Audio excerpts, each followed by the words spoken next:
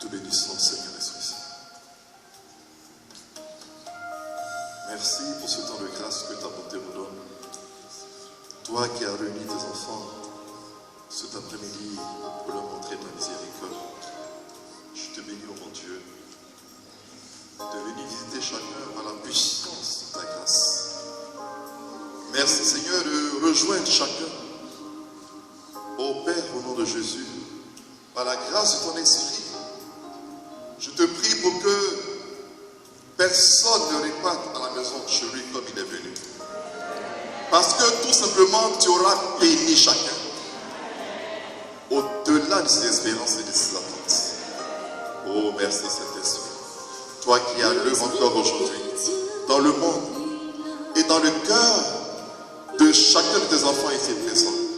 Saint-Esprit, nous avons besoin de ta présence et de ton assistance pour que la gloire de Dieu se déploie, pour que la gloire de Dieu se manifeste.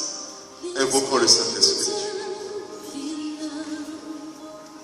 Il est là parmi nous, il agit puissamment pour la gloire de Dieu.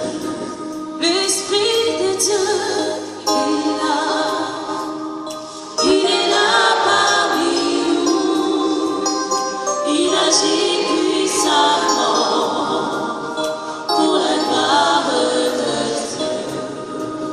L'Esprit est là parmi nous, il agit puissamment pour la gloire de Dieu. L'Esprit de Dieu est là, il est là parmi nous, il agit puissamment pour la gloire de Dieu. L'Esprit de Dieu est là, il est là parmi nous, il agit puissamment pour la gloire de Dieu.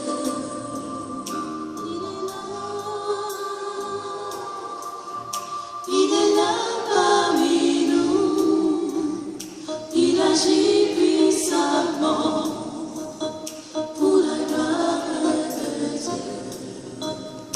Il est là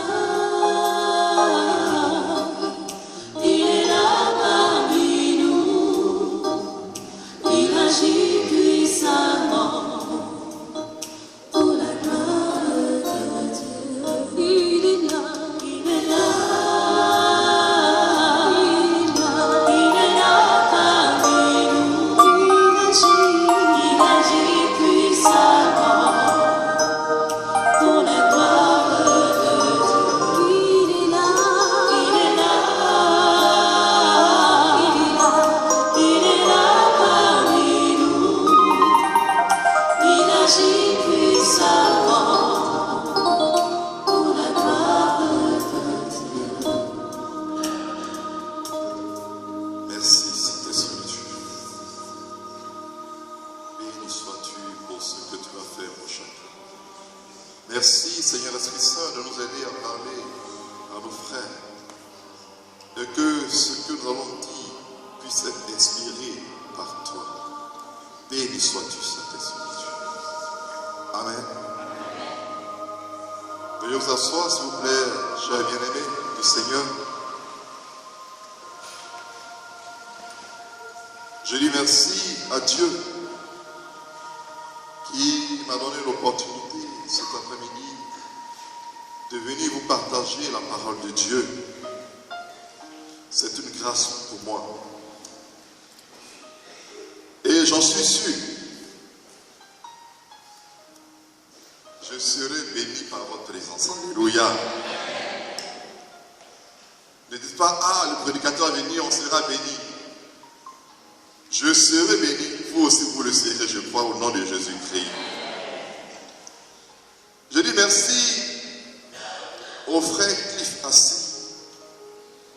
qui me permet de partager avec vous ce thème. La vraie repentance, chemin de miséricorde et de royauté.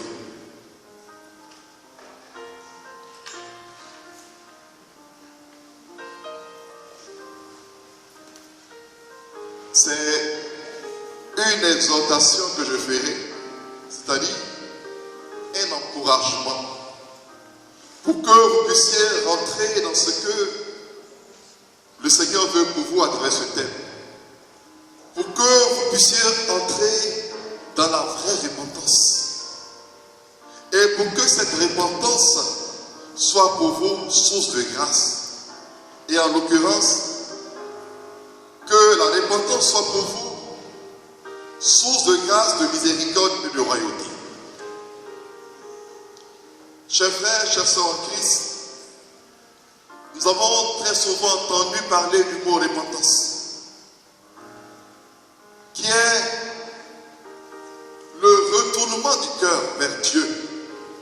Lorsque l'homme se détache de son péché, lorsqu'il en demande pardon à Dieu pour se tourner vers le Seigneur.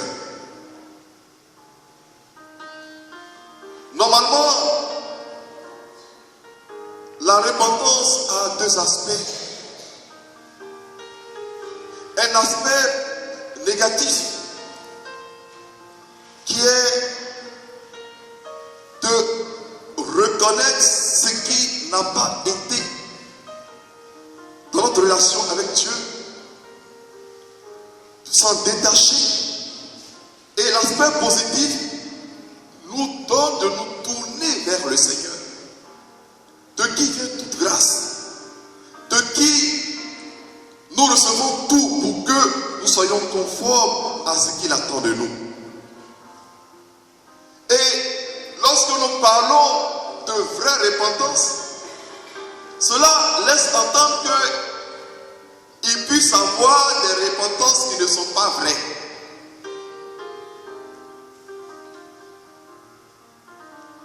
Et au niveau de la confession, l'Église parle d'attrition. D'attrition parfaite ou imparfaite.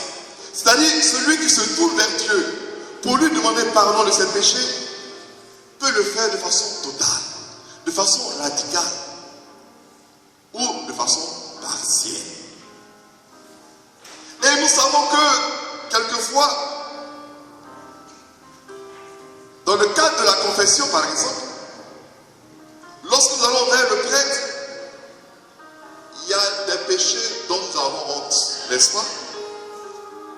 Nous disons, mais si nous confessons ces péchés-là au prêtre, il va nous regarder désormais d'une certaine manière.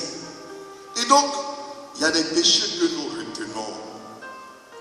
Nous cachons ces péchés-là. Et puis, il y a d'autres péchés que nous disons, pour lesquels nous sommes à l'aise devant le prêtre. Et en temps, nous sommes dit que nous sommes allés nous confesser. Parce que la confession implique la repentance normalement. Donc, devant le Seigneur, on peut être sincère ou pas. On peut être total ou partiel dans l'aveu de nos péchés. Je dirais que devant Dieu, ça peut sembler un peu facile. Parce que le Seigneur, on ne le voit pas, mais on peut lui parler. Mais quand il s'agit de faire une démarche de confession, là c'est un peu compliqué. Ou de nous repentir devant quelqu'un, c'est un peu difficile. Parce que nous pensons au regard, au jugement de la personne sur nous. Alors le Seigneur nous dit, il est bon et important que notre repentance soit vraie. Que l'aveu de notre péché ne soit pas seulement une affaire formelle, mais que l'aveu de notre péché soit une affaire sincère, qui touche le plus profond de notre cœur.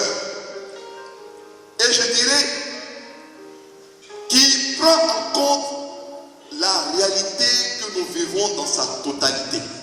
Non pas de façon partielle, mais de façon totale et entière. Voyez-vous, pensez aux pharisiens, aux scribes. Jésus leur a reproché beaucoup de choses. Il dénonçait leur hypocrisie.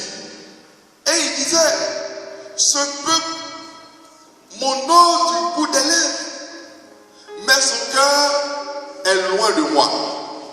Parce que lorsque nous nous tenons devant le Seigneur, ce qu'il regarde d'abord, c'est notre cœur.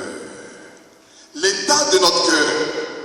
C'est ce qu'il regarde en premier. Ce ne sont pas toutes les paroles que nous avons dit, les flots de paroles que nous avons débité que le Seigneur va regarder.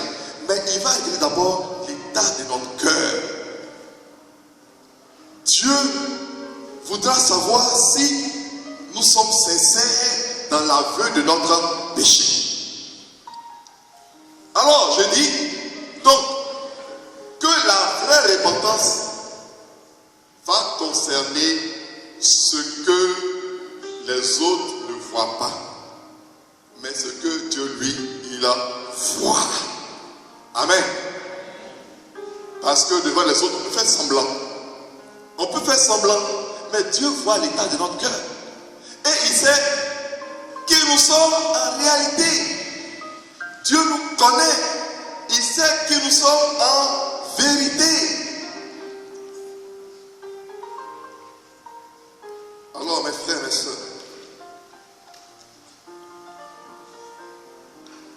il est bon vraiment que nous puissions entrer dans une certaine démarche.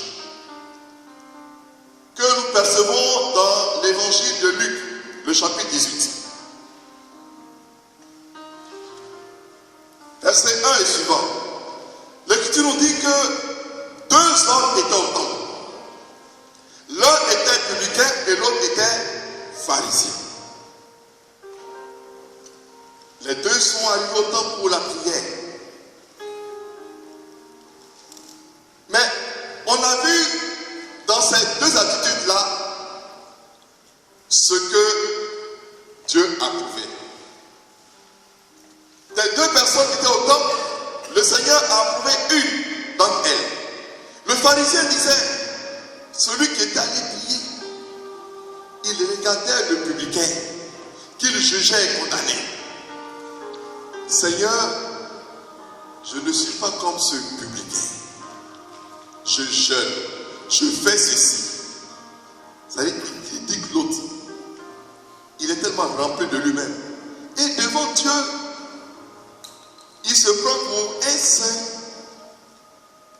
Quelqu'un qui est agréé par le Seigneur. Et le texte nous dit que le publicain n'osait même pas lever les yeux vers le Seigneur. Et qu'est-ce qu'il disait lui? Seigneur, prends pitié du pauvre pécheur que je suis. Amen. Et la fin du texte nous dit qui a été agréé par le Seigneur. C'est celui qui s'est reconnu pécheur. Le publicain. Qui a reconnu sa misère devant Dieu. Qui a imploré la miséricorde du Seigneur. Le Seigneur a vu le cœur de ce publicain et il a écouté sa prière. Chers frères, chères sœurs en Christ, pour que nous puissions faire l'expérience de la miséricorde de Dieu, il est bon que nous puissions entrer dans une démarche d'humilité. La repentance suppose l'humilité. Celui qui n'est pas humble ne peut pas se repentir en vérité. Être humble, c'est quoi? C'est reconnaître qui nous sommes. C'est nous reconnaître tel que nous sommes. Et devant le Dieu 3 fois saint, l'homme ne peut que se reconnaître pécheur. Mes frères, mes sœurs, ne nous trompons pas. Le témoignage des saints nous enseigne que plus on avance vers Dieu, plus sa lumière nous éclaire et plus nous nous reconnaissons pécheurs devant lui. C'est pourquoi beaucoup de saints ont tendance à faire quoi? À se confesser régulièrement. Apparemment, on dirait, mais cela ne pose pas d'actes pécamineux en tant que tels. Mais eux, ils sentent qu'ils doivent se confesser régulièrement. Et certains même vont jusqu'à se confesser une fois par semaine. Parce que mis en présence de la lumière de Dieu, ils voient toutes leurs faiblesses. Ils reconnaissent toute leur misère. Et pour cela, ils demandent l'aide du Seigneur. Chers frères, chères sœurs, c'est la vérité. Devant le Seigneur, nous ne pouvons que nous reconnaître comme de pauvres pécheurs. Alors, c'est pourquoi, quand nous ne prenons pas le temps de nous repentir, quand, par exemple, nous ne prenons pas le temps de nous confesser, vraiment, moi, ça m'inquiète. Ah, ça m'inquiète de voir de telles personnes-là. Je dis, ce sont des personnes qu'on va canoniser de leur vivant. Ah oui, oui, oui. Il faut qu'on les canonise de leur vivant. Parce que la réalité, c'est que quand on est en communion avec Dieu, on se reconnaît pécheur. Et on implore sans cesse sa miséricorde.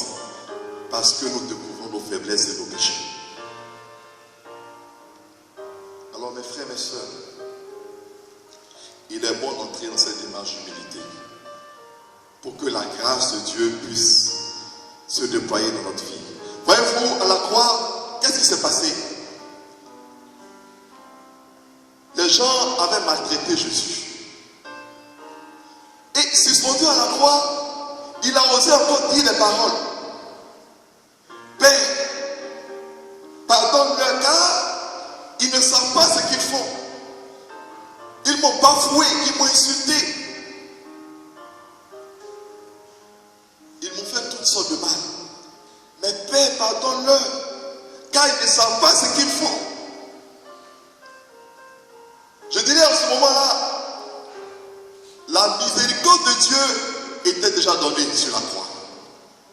Le Christ, malgré tout ce qu'il avait souffert, a offert encore la miséricorde de Dieu. Oui, cette miséricorde est toujours faite. Encore aujourd'hui. C'est pour tous les temps que le Seigneur l'a offerte. Maintenant, il reste une chose. Il faut que cette miséricorde qui a été offerte par Jésus sur la croix, qui a été offerte par le don de sa vie, puisse s'actualiser dans la vie de tout un chacun. Alléluia. Oui, sinon spirituellement, elle est établie. Elle est donnée. Mais pour qu'on puisse bénéficier de ses fruits, il est important que chacun puisse s'en approprier. En se reconnaissant pécheur. En disant Seigneur, Seigneur, j'ai péché. Je suis faible. Et j'ai conscience que sans toi, je ne suis rien.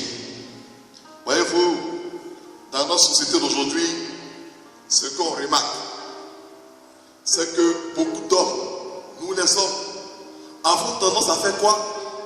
À nous frapper la poitrine, n'est-ce pas? Pour dire que nous sommes importants. Et on le dit dans nos relations avec les autres. Tu sais que je suis moi. Tu sais que je suis important. Je suis quelqu'un. N'est-ce pas? C'est ce que nous disons quand on parle avec les autres. Surtout quand on en parle. On dit, on se frappe la poitrine, je suis important. Et de façon implicite, nous disons aux autres qui ne sont rien, que nous sommes plus grands qu'eux. Mes frères, mes soeurs, j'ai dit dans l'église aussi, on se frappe la poitrine. Alléluia. Est-ce que dans l'église, on ne se frappe pas la poitrine? On se frappe la poitrine aussi dans l'église. Mais nous le faisons dans quoi? Spécialement au début de la messe, dans le confiteor, dans le je confesse à Dieu Tout-Puissant. Qu'est-ce que nous disons? Oui, j'ai vraiment péché. Alléluia. Dans l'église, nous nous frappons la poitrine pour dire à Dieu que nous sommes de pauvres pécheurs. Que nous avons besoin de sa miséricorde. Nous nous frappons la poitrine pour dire à nos frères et à nos sœurs que nous sommes des pécheurs en quête du pardon de Dieu.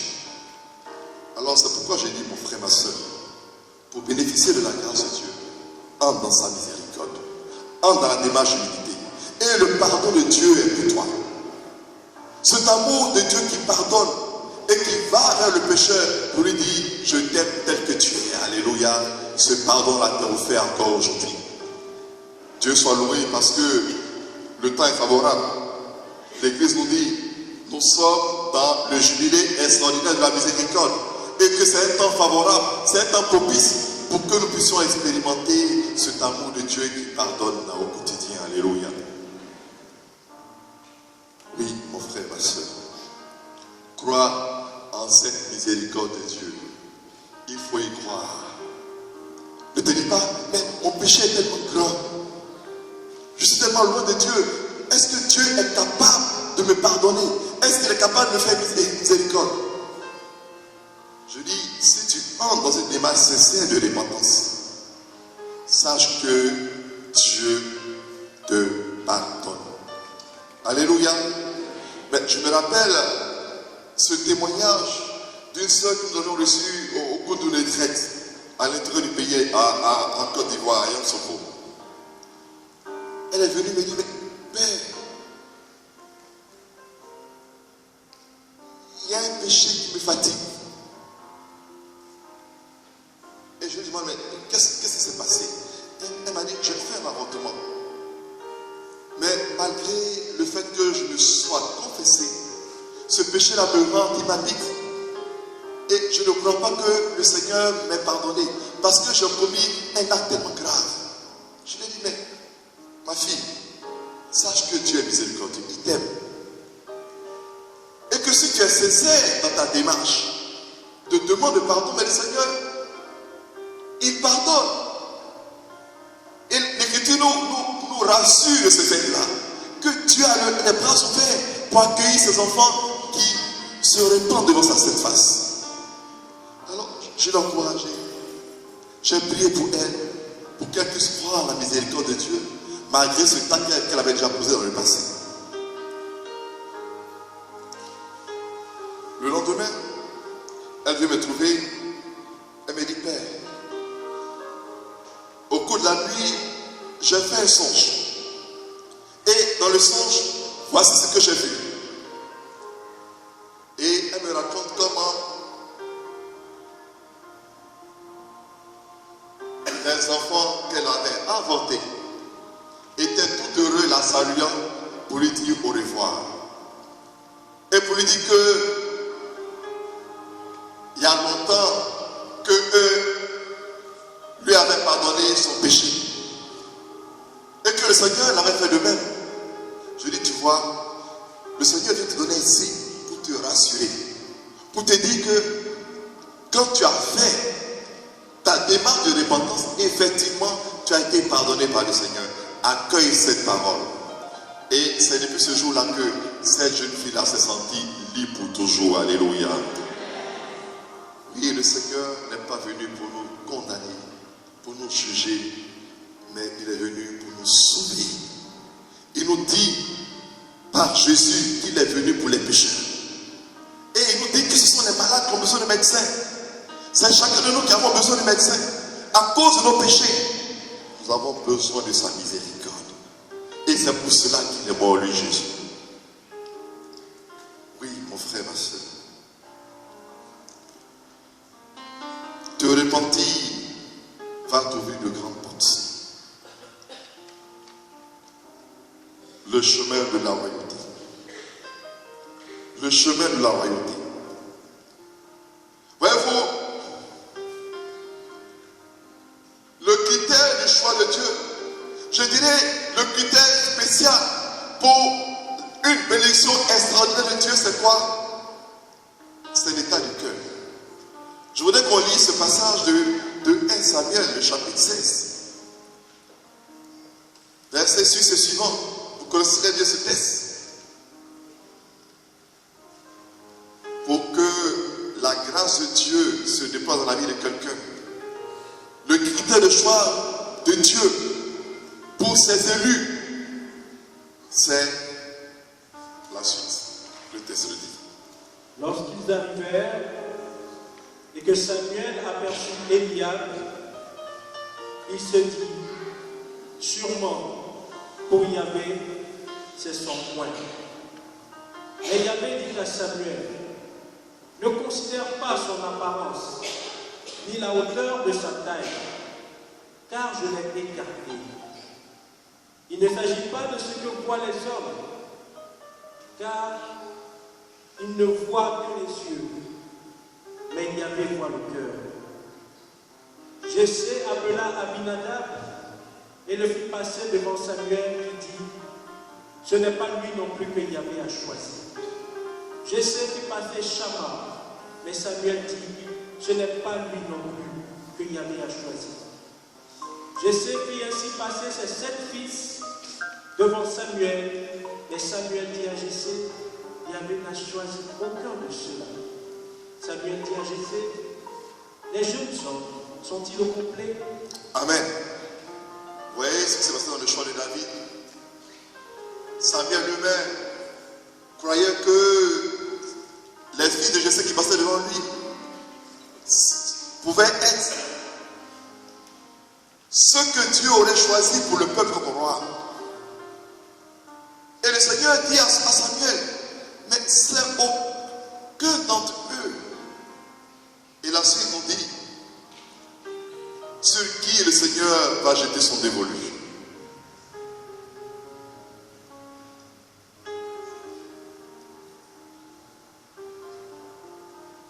Alors, et celui-ci repentit, il reste encore le plus jeune. Il fait paître le petit bétail. Alors Samuel dit à Jessé, envoie-le chercher, car nous ne nous mettrons pas à table avant qu'il soit venu ici. Jessé l'envoya chercher, il était roux, avec un beau regard et une belle tournure. Et il avait dit, va, donne-lui l'onction, c'est lui. Samuel prit la corne d'huile, éloignit au milieu de ses frères. L'esprit de Yahvé fondit sur David à partir de ce jour-là et dans la suite. Amen. Le Seigneur a dit au prophète Samuel, Dieu ne juge pas selon l'apparence, il juge selon le cœur.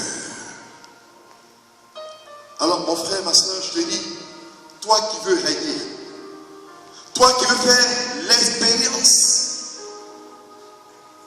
de la grâce, du pouvoir qui est en Jésus, est-ce que ton cœur est disposé à faire ce que Dieu te demande? Tu veux régner, c'est légitime. Mais est-ce que ton cœur est prêt, est bien disposé à suivre ce que le Seigneur va te dire? Voyez-vous, quand le Seigneur choisit David par son serviteur Samuel, il dit, c'est l'homme selon mon cœur. C'est l'homme selon mon cœur. Et la suite de la vie de David va nous montrer comment David était un homme selon le cœur de Dieu. Un homme humble. Et cela va se vérifier encore. Un homme humble. Alléluia. Chers frères, chères sœurs, il y a quelques jours de cela, nous étions à une assemblée de prière à Abidjan. Et la prière se tenait au sein d'un apostolat qu'on appelle la fraternité chrétienne Salomon. C'est une fraternité qui regroupe les hauts cadres et les décideurs sur tous les plans. Et à travers cette fraternité, nous voulons encadrer ces leaders-là pour qu'ils puissent agir dans leur domaine respectif avec l'Esprit de Dieu et la puissance du Saint-Esprit. Alors, le jour de la fête du baptême du Seigneur Jésus-Christ, prêchant, j'ai dit à l'assemblée que le ciel était ouvert et que le Seigneur voulait se choisir des leaders dans cette fraternité qui vont impacter de façon positive la vie de la nation. J'ai dit que c'était un début et que le Seigneur entrevoyait faire de grandes choses à travers cette fraternité. On a prié au cours de la messe. Nous avions fait ce jour-là des déclarations prophétiques. C'était un dimanche. le mardi, il y a une nouvelle qui est tombée. Il y a une des sœurs de la fraternité qui venait d'être nommée ministre. Alléluia. Une des sœurs venait d'être nommée ministre. Mais je vous assure, lorsqu'on voit le cheminement spirituel de cette sœur, j'ai retrouvé vraiment les critères que le Seigneur choisit pour élever les personnes dans la vie de cette jeune dame. C'est une personne simple, une personne vraiment humble. Je me rappelle qu'au cours d'un pèlerinage ici à Lourdes, mais elle accompagnait une de ses sœurs par le chariot. C'est une personne toute disposée, toute simple, humble. Si on vous dit le poste qu'elle occupe, mais comparé à la vie qu'elle mène, mais vous allez dire, mais c'est pas possible. Parce que cette dame était conseillère à la présidence de la République. Mais quand vous la voyez, toute simple dans les rencontres, toute simple, c'est-à-dire qu'elle met son titre de conseillère là à côté et elle est avec ses frères, ses sœurs en toute humilité dans le service du Seigneur. Deuxièmement, c'est une personne généreuse. Et on a eu l'occasion d'expérimenter sa générosité pour le groupe. Elle l'amène facile. C'est une personne qui a le sens du bien commun, le sens de l'intérêt général. Mais on a vérifié tous ces critères-là, alors on s'est dit, vraiment, c'était une personne qualifiée pour être élevée par le Seigneur. Alors, mon frère, ma soeur, toi qui veux expérimenter la grâce de Dieu, je dirais la gloire de Dieu à travers la grâce de la volonté du Seigneur, est-ce que tu es disposé? Voyez-vous, dans l'église, le pouvoir, l'autorité, son service. Alléluia. Le pouvoir et l'autorité sont service. Rappelez-vous de l'épisode des filles de Zébédée. Lorsqu'ils demandaient à Jésus, les moments demandaient à Jésus, Seigneur, fais en sorte que mes fils qui sont là, Jean et Jacques, soient l'un à ta droite, l'autre à ta gauche, quand tu vas venir dans gloire, quand tu vas régner. Le Christ a dit que celui qui veut être le premier, le plus grand, qu'il soit le serviteur de tous. Dans l'église, l'autorité ou le pouvoir, son service. Son service. Est-ce que tu es prêt à servir tes frères? Ou bien tu veux être grand, tu veux expérimenter la grâce de Dieu dans sa puissance, dans tout ce qu'il a donné pour toi-même. Est-ce que tu as le sens du bien commun? Voilà des éléments, des critères de discernement. Voyez-vous, chers frères, chères sœurs, il est bon que nous soyons dévoués à servir. C'est important. On veut être élevé. Peut-être même qu'enfin on prie le Seigneur pour cela. Mais est-ce qu'on le veut pour servir? Est-ce qu'on veut être élevé pour servir nos frères et nos sœurs? Est-ce que ce qui nous habite, c'est l'intérêt général? Voyez-vous, pour que aujourd'hui certaines nations soient leaders, il a fallu que certaines personnes aient un esprit de sacrifice. Je prends l'exemple de la construction de l'avion. Celui qui fabrique l'avion et qui veut l'essayer, c'est un risque qu'il prend. Parce que si ça ne marche pas, il risque sa vie. Celui qui fait fabriquer le sous-marin pour l'essayer, mais c'est un risque qu'il prend. Parce que si ça ne marche pas, mais il se noie avec son bateau. Celui qui veut aller sur la lune, en fabriquant une fusée, mais c'est un risque qu'il prend. Parce que ça ne marche pas, il l'intérêt général, le bien commun, il y a des gens qui ont propulsé leur nation, leur pays, leur famille, etc. Mais s'ils ne sont pas habités par ce sentiment de l'intérêt général du bien commun, Dieu qui ne juge pas selon l'apparence et qui juge selon le cœur, nous voit et nous connaît. Il sait que nous allons essayer d'être élevés. Pourquoi? Pour nos propres intérêts personnels et égoïstes.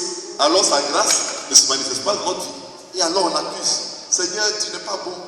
Je t'ai prié, j'ai fait les neuvaines, j'ai jeûné, j'ai tout fait, et puis rien ne se passe devant ma vie. Dieu te voit.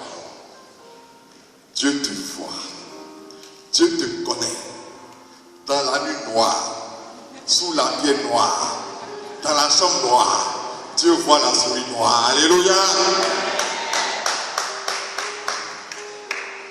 Alors mon frère, ma soeur, le Seigneur dit, est-ce que tu as préparé ton cœur? Est-ce que tu es prêt, mon frère, tu es prêt, ma soeur, à servir en expérimentant la royauté du Christ? Voyez-vous, Jésus-Christ a dit, devant Pilate, on dit que tu es roi. Es-tu roi? C'est toi qui lui dis. Mais ma royauté n'est pas de ce monde. Si j'étais roi dans le monde, j'aurais eu des soldats qui se seraient battus pour moi. Mais ma royauté n'est pas de ce monde. Tu veux expérimenter la royauté de Dieu? Le Christ dit que sa royauté n'est pas de ce monde.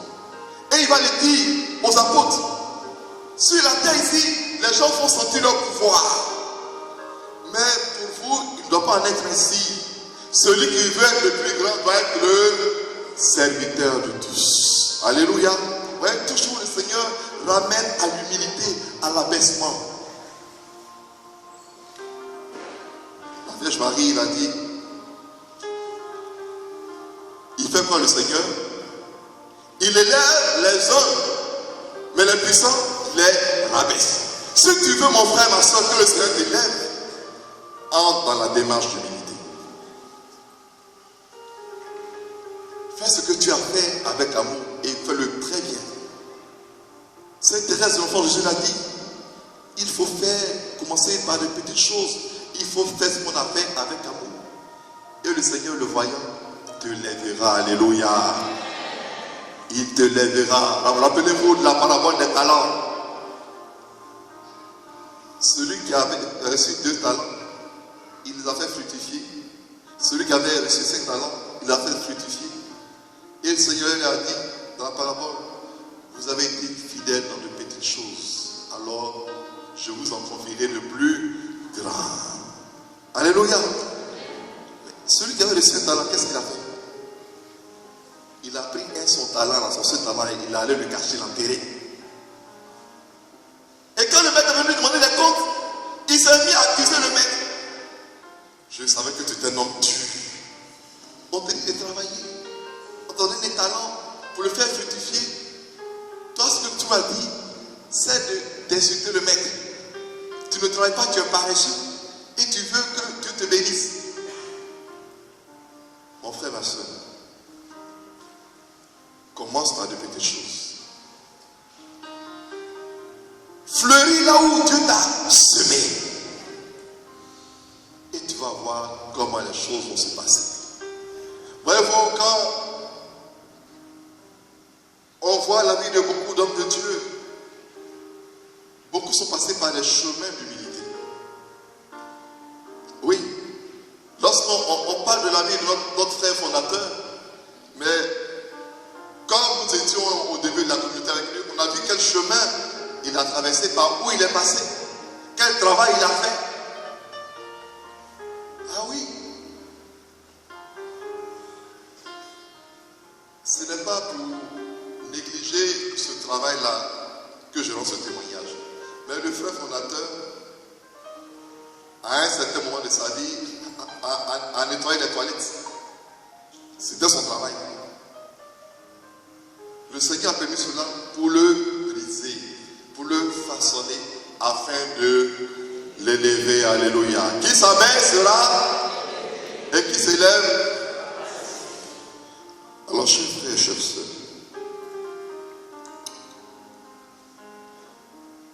le Seigneur veut faire de grandes choses pour nous. Mais il veut travailler vraiment à l'état de notre cœur. Parce que l'Écriture nous dit que c'est du cœur de l'homme que viennent beaucoup de choses. Du cœur de l'homme. Même les paroles que nous prononçons, c'est au niveau du cœur que tout se passe. Alors le Seigneur veut sanctifier cette partie de notre être-là, que nous avons tendance à vouloir mettre de côté, à cacher. Non, il dit c'est là que je regarde. Pour que mon règne advienne dans ta vie. Alléluia. Alors, c'est le temps favorable.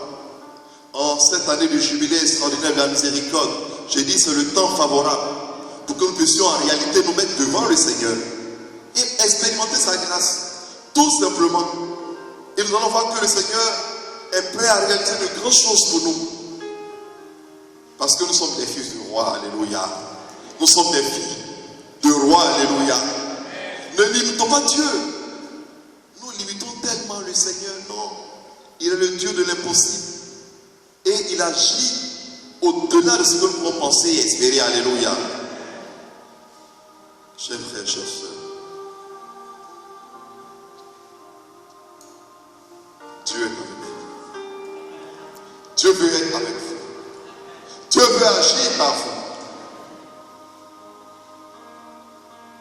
Je donne ce meilleur témoignage pour dire comment le Seigneur vraiment comme ses enfants. Quand vraiment nous faisons l'effort de nous accorder à sa parole, quand nous lui montrons que nous l'aimons de tout notre cœur.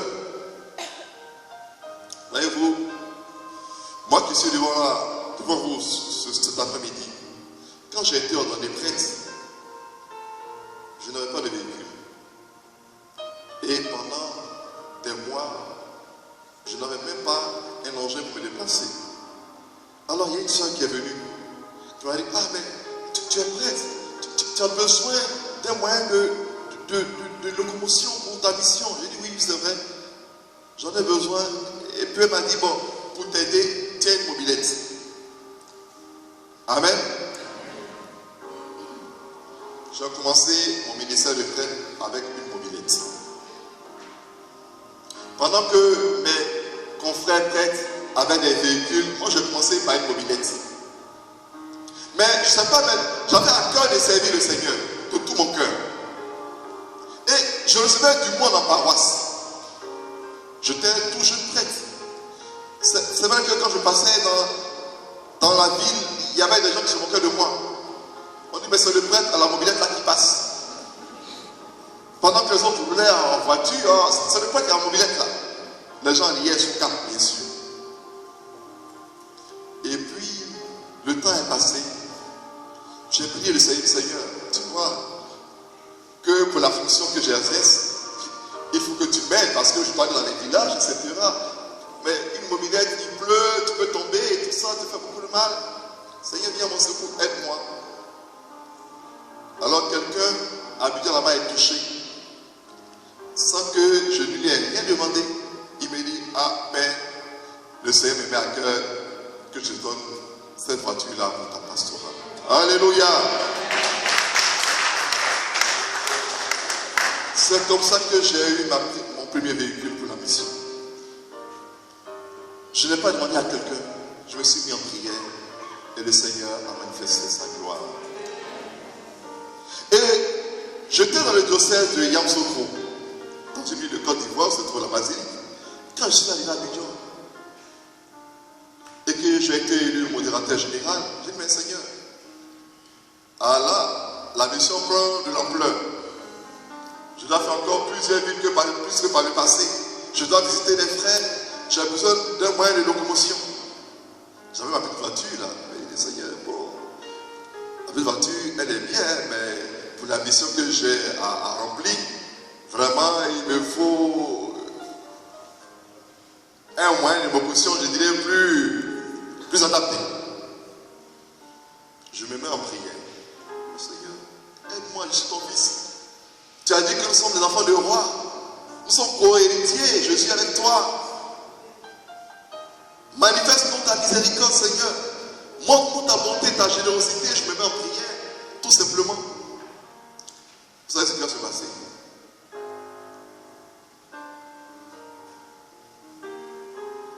Chers frères, chères sœurs, le Seigneur est vivant. Si vous mettez votre foi en lui, vous ne serez pas déçus. Quelqu'un me disait, mais dans l'affaire de Dieu, dans notre relation avec Dieu, il y a un secret. Pour parler simplement, affaire de Dieu, là, il y a un secret dedans. Si tu connais le secret, tu es sauvé. Et le secret, c'est quoi? C'est la foi. Rien de plus. Je me mets en prière. Et un jeudi, à 11h,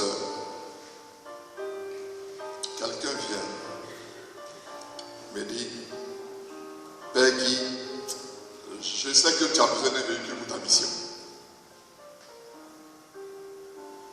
Je te donne 7 4-4. Le jeudi à 11h, il dit, je te donne 7 4-4, c'est pour toi. Tu en as besoin pour ta mission. Je loue le Seigneur. Oh Seigneur, tu es merveilleux. Seigneur, tu écoutes la prière de tes enfants. Tu es vraiment roi et tu manifestes ta royauté. L'après-midi, à 18h, une autre personne vient. Père qui, oh, tu as besoin de voiture. Je t'offre cette 307, c'est à toi. Dans la même journée du jeudi, chers frères, chers sœurs en Christ, dans la même journée du jeudi, je reçois 2 véhicules. Dans la même journée. Je vais interpréter cela comme un signe de Dieu. Pourquoi? Parce que c'était un jeudi saint. Alléluia. C'était un jeudi saint. Et le jeudi saint, qu'est-ce que ça nous rappelle, chers frères et sœurs en Christ? Le jeudi saint, c'est la fête du sacerdoce ministériel.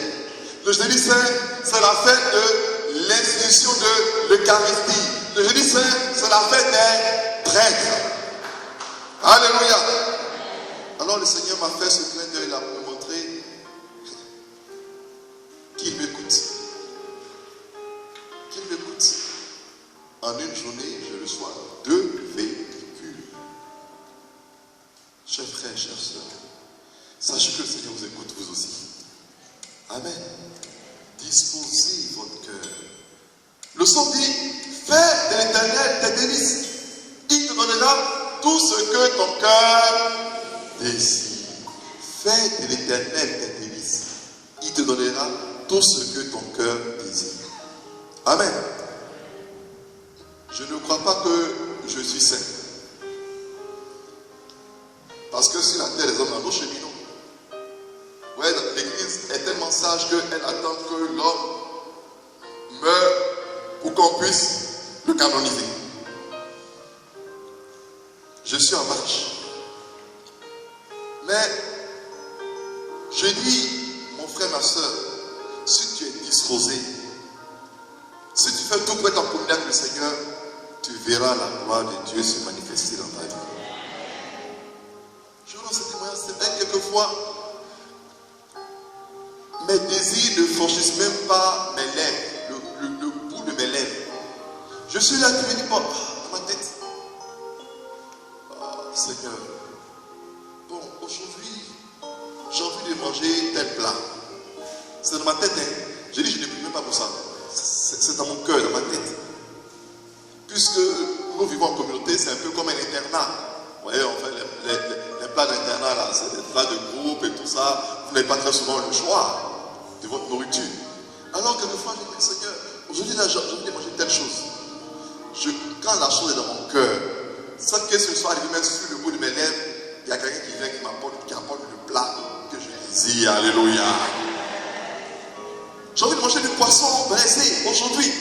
Quelqu'un dit, ah Père, on a pensé à toi, voici le poisson braisé qu'on t'a apporté. Alléluia. Et les choses comme ça se répètent. Chers frères, chères sœurs, Dieu nous écoute. Dieu nous écoute. Et il est avec nous. Alors, je prie le Seigneur pour que sa grâce se manifeste, se déploie puissamment dans votre vie. Puissamment dans votre vie. Et j'entends ce beau témoignage. de ce frère de la fraternité chrétienne Salomon, cet apostolat. Il dit, il a resté dans son cœur de faire des actes de générosité, de poser des actes de générosité.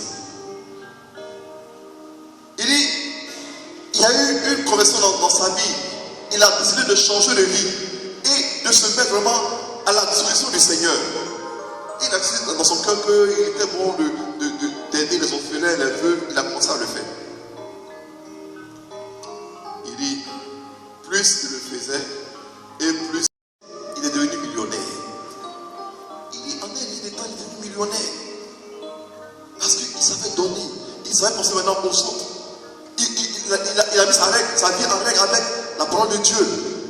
Il dit, en un des temps, il est devenu millionnaire. Et un jour, il a voulu s'acheter une voiture. Il est allé chez un concessionnaire. Il a parlé avec eux. Ils ont montré une voiture. Il a dit non. Une seconde, non. Une troisième. Et il a chez plusieurs concessionnaires. Et il est revenu chez le premier.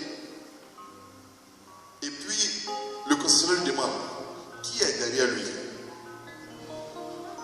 Parce qu'il ne comprenait pas pourquoi ce concessionnaire demandait à cet acheteur, à ce frère de la fraternité de Salomon là, qui était derrière lui. Parce qu'il dit que dans le milieu dans lequel ils évoluent, c'est le concessionnaire qui parle. Quand on vous propose au moins 2 voitures, comme on dit obligatoirement, vous achetez. Pourquoi? Parce que les gens comptent sur leur force mystique pour pouvoir vendre leur véhicule. Mais ils sont proposés 2 voitures, 3, 4. Alors le concessionnaire est étonné, il dit, mais qui est derrière toi?